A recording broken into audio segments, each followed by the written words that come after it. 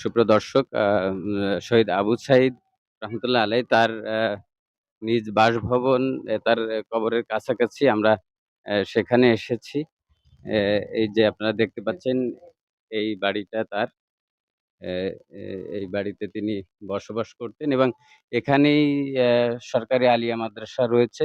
সেই মাদ্রাসায় তিনি শিক্ষকতা করতেন এবং পাশেই মসজিদ রয়েছে। সেই মসজিদে আ তিনি ইমামতি করতেন। আমরা যতটুকু জেনেছি এই বাড়িতেই তিনি বসবাস করতেন।